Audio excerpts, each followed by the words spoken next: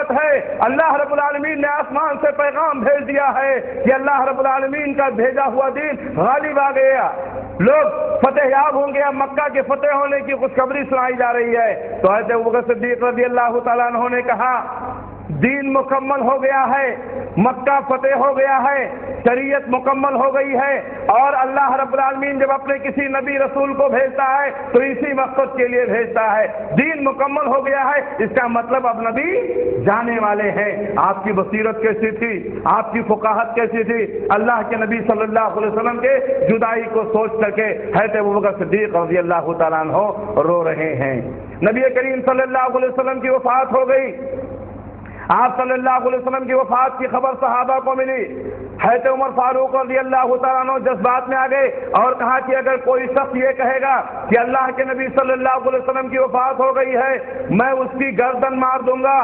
میرے بھائیوں، ایک طرف نبی کریم صلی اللہ علیہ وسلم کی جدائی کا غم، آپ کی وفات کا غم ہے، دوسرے طرف حضرت عمر فاروق رضی اللہ تعالیٰ عنہ کی طرف سے یہ اعلان کہ اگر کوئی شخص کہے گا کہ محمد صلی اللہ علیہ وسلم انتقال کر گئے ہیں میں اس کی گردن مار دوں گا۔ حضرت ابوبکر صدیق رضی اللہ تعالیٰ عنہ کو یہ واقعہ معلوم ہوا، ایک طرف نبی صلی اللہ علیہ وسلم کی وفات کا معاملہ ہے، دوسری طرف حضرت عمر رضی اللہ تعالیٰ عنہ کے اعلان کا معاملہ ہے۔ حضرت ابوبکر صدیق رضی اللہ تعالیٰ عنہ سیدھے حجرہ عائشہ میں گئے، نبی کریم صلی اللہ علیہ وسلم لیٹے ہوئے ہیں، آپ کے اوپر یمنی چادر ڈالی ہوئی ہے، اللہ کے نبی صلی اللہ علیہ وسلم کے چہرے مبارک سے یمنی چادر کو ہٹایا، پیشانی کا بوسہ دیا اور کہا اللہ کی قسم اللہ تعالیٰ آپ کے اوپر دو موت نہیں دے گا۔ اتنا اس بات کا اعلان تھا کہ اللہ کے نبی صلی اللہ علیہ وسلم کے اوپر وفات ہو چکی ہے۔ حضرت ابوبکر صدیق رضی اللہ تعالیٰ عنہ اس کے بعد آئے، مسجد نبوی کے اندر صحابہ کرام کا جمگھٹا ہے، حضرت عمر فاروق رضی اللہ تعالیٰ عنہ ننگی تلوار لیے کھڑے ہیں، اعلان کر رہے ہیں اگر کوئی شخص کہے گا کہ نبی کا انتقال ہو گیا ہے میں اس کی گردن مار دوں گا۔ حضرت ابوبکر صدیق رضی اللہ تعالیٰ عنہ نے اعلان کیا بیٹھ جاؤ، لیکن عمر فاروق بیٹھنے کے لیے تیار نہیں ہیں۔ میرے بھائیوں، یہی بھی میں ثابت کر دوں گا کہ حضرت ابوبکر کا مقام کتنا اونچا ہے۔ اشارہ کیا بیٹھنے کے لیے تو عمر فاروق نہیں بیٹھے، کیوں؟ اس لیے کہ جذبات میں تھے، غصے میں تھے، نبی کی جدائی کا غم تھا۔ حضرت ابوبکر صدیق رضی اللہ تعالیٰ عنہ مسجد کے دوسرے کونے میں کھڑے ہو گئے، اور جیسے ہی نبی صلی اللہ علیہ وسلم کا یہ صحابی مسجد کے دوسرے کونے میں کھڑا ہوا، وہ صحابہ کرام کا جمگھٹا جو ابھی تک عمر فاروق کے پاس تھا پورا سمٹ کر کہاں پہنچ گیا؟ ابو بکر کے پاس پہنچ گیا۔ معلوم یہ ہوا کہ ابو بکر کی شخصیت ایسی شخصیت تھی کہ صحابہ کرام ان کا سب سے زیادہ احترام کیا کرتے تھے۔ ابو بکر صدیق رضی اللہ تعالیٰ عنہ نے اعلان کیا، عقیدے کا مسئلہ تھا، اگر نبی کریم صلی اللہ علیہ وسلم کی موت کے عقیدے کا مسئلہ نہ ہوتا حضرت ابوبکر صدیق رضی اللہ تعالیٰ عنہ اتنا سخت جملہ نہیں استعمال کرتے۔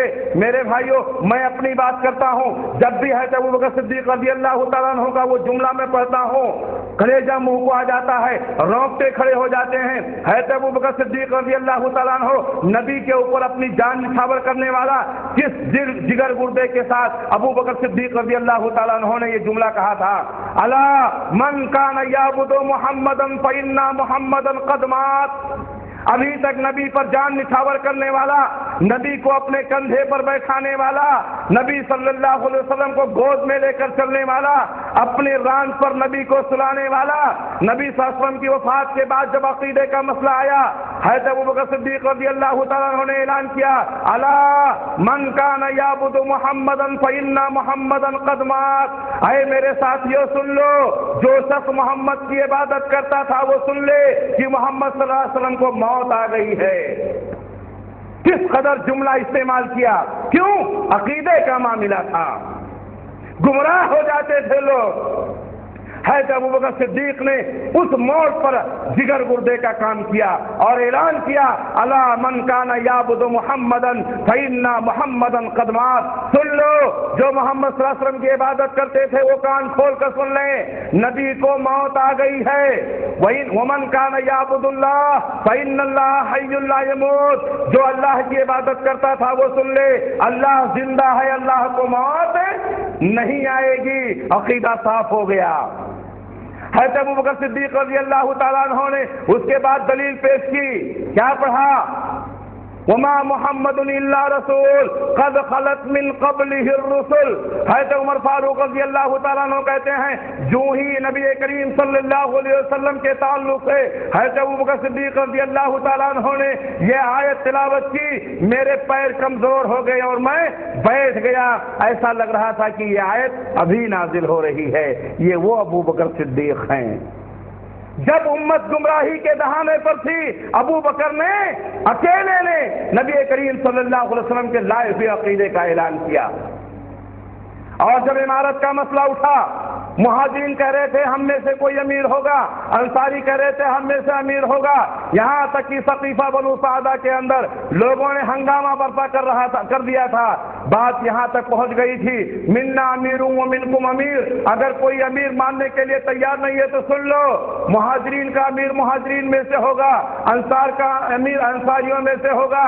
لیکن جو ہی حضرت ابوبکر صدیق رضی اللہ تعالیٰ عنہ کہ کان میں یہ نبی صلی اللہ علیہ وسلم کی حدیث پڑھی الائمۃ من قریش، امام جو ہوگا امیر جو ہوگا وہ قریش خاندان سے ہوگا، حضرت عمر فاروق رضی اللہ تعالیٰ عنہ اٹھے اور حضرت ابوبکر صدیق رضی اللہ تعالیٰ عنہ کے ہاتھ پر بیعت کر لی۔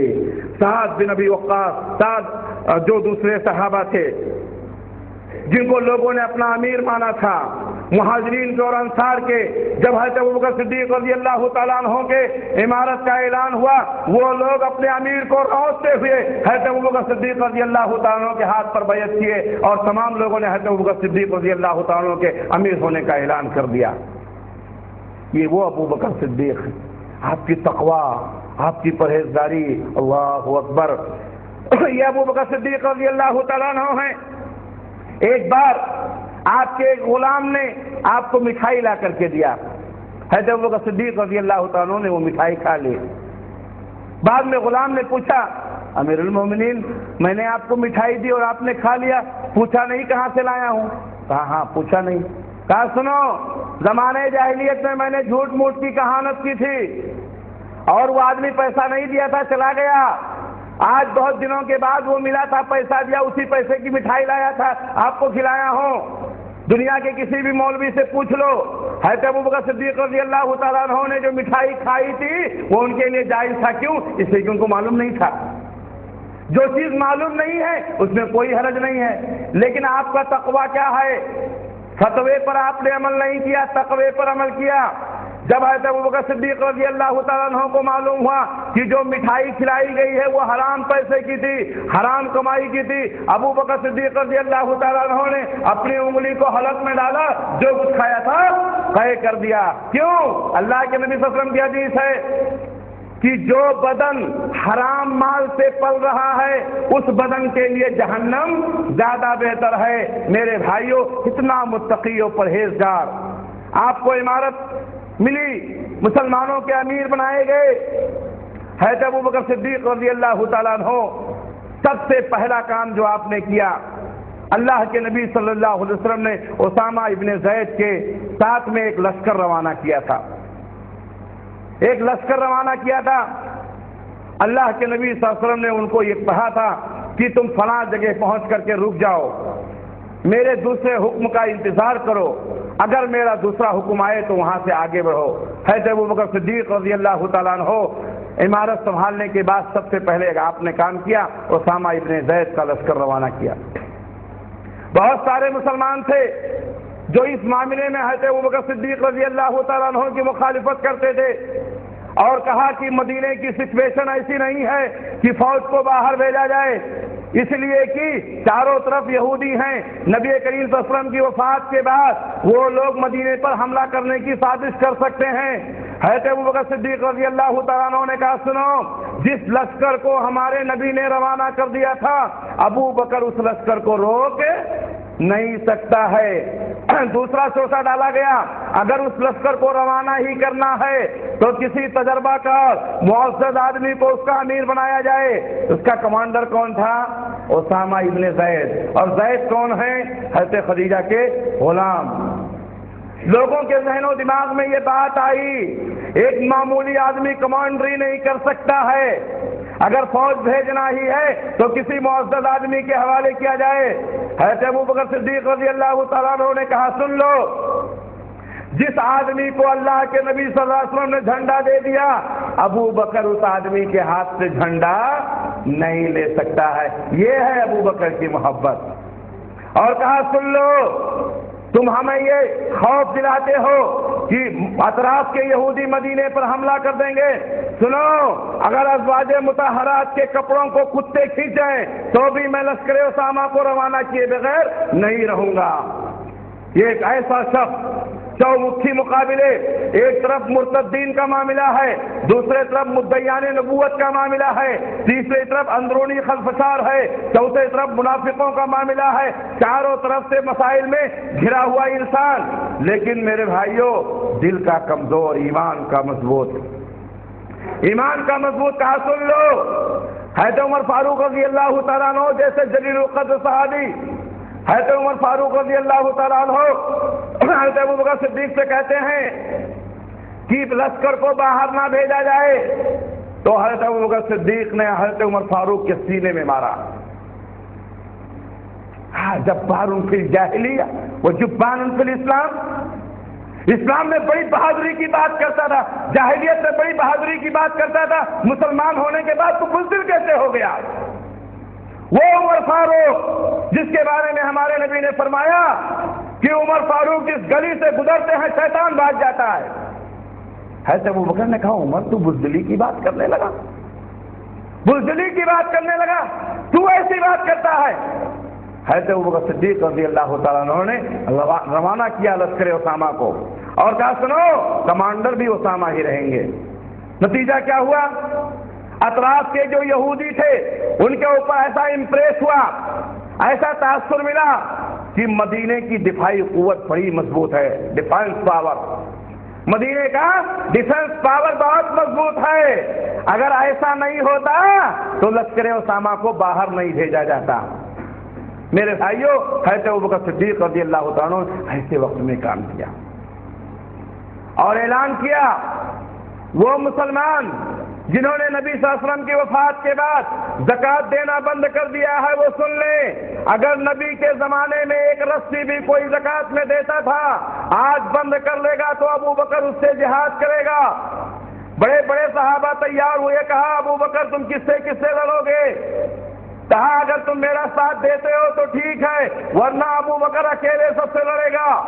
میرے بھائیوں، وہ شخص جس کے بارے میں آتا ہے رقیق القلب، رونے والا، لیکن ایمان پہاڑوں کے جیسا ہے، کہتا ہے اگر کوئی بھی ساتھی میرا ساتھ نہیں دے گا کوئی بات نہیں ہے، ابو بکر اکیلے لوگوں سے لڑے گا۔ جو بھی نبی صلی اللہ علیہ وسلم کے زمانے میں زکوٰۃ دیا کرتا تھا، اگر روک لے گا تو ابو بکر اس سے اکیلے مخالفت کرے گا، اکیلے اس سے لڑے گا۔ اور ابو بکر صدیق رضی اللہ تعالیٰ عنہ نے منکرین زکوٰۃ سے جنگ کی۔ یہ وہ ابو بکر صدیق رضی اللہ تعالیٰ عنہ، آپ کا مقام، آپ کا مرتبہ، آپ کی حیثیت کوئی نہیں حاصل کر سکتا ہے۔ صحابہ میں سب سے اونچا مقام حضرت ابو بکر صدیق رضی اللہ تعالیٰ عنہ کا ہے۔ میرے بھائیوں، آپ نے وہ کام کیا ہے، آپ نے وہ کام کیا ہے کہ آج اگر وقت پر حضرت ابو بکر صدیق رضی اللہ تعالیٰ عنہ کھڑے نہیں ہوتے تو امت گمراہی کا شکار ہو جاتی۔ اور نبی کریم صلی اللہ علیہ وسلم نے اشارہ کیا تھا کہ میرے بعد امت کی بات دو سنبھالنے والا ابو بکر ہے، میں نے کہا تھا کہ میں ثابت کروں گا۔ جب نبی کریم صلی اللہ علیہ وسلم کو بیماری نے پکڑ لیا، عشاء کی نماز کا وقت ہے، اذان ہو گئی ہے، حضرت بلال نبی کے دروازے پر پہنچ کے کہتے ہیں الصلاۃ الصلاۃ یا حبیبی الصلاۃ، میرے محبوب نماز کا وقت ہو گیا ہے، لیکن اللہ کے نبی صلی اللہ علیہ وسلم باہر نہیں نکلتے ہیں۔ صحابہ کرام مسجد نبوی میں بیٹھے ہوئے ہیں، صحابہ کرام کا جمگھٹا ہے، 10 منٹ 5 منٹ 20 منٹ 50 منٹ کتنی دیر تک انتظار کریں گے؟ حضرت ابو بکر صدیق رضی اللہ تعالیٰ عنہ بھی ہیں، حضرت عمر فاروق بھی ہیں، بڑے بڑے صحابہ مسجد کے اندر بیٹھے ہوئے ہیں۔ حضرت بلال پھر جاتے ہیں، کہتے ہیں یا حبیبی الصلاۃ، میرے محبوب نماز کا وقت ہو گیا ہے۔ اللہ کے نبی صلی اللہ علیہ وسلم پردے سے باہر نہیں نکلتے ہیں، آپ کی بیماری اس قدر شدید تھی، جب بھی اٹھنے کا ارادہ کرتے آپ کو غصی طاری ہو جاتی تھی۔ 3 بار حضرت ابو بکر صدیق رضی اللہ تعالیٰ عنہ نے حجرہ عائشہ کے دروازے پر پہنچ کر کے دستک دی، نبی صلی اللہ علیہ وسلم باہر نہیں نکلے۔ تیسری بار جب بھی اللہ کے رسول کوشش کرتے آپ کو بے ہوشی طاری ہو جاتی تھی، جب آپ کو ہوش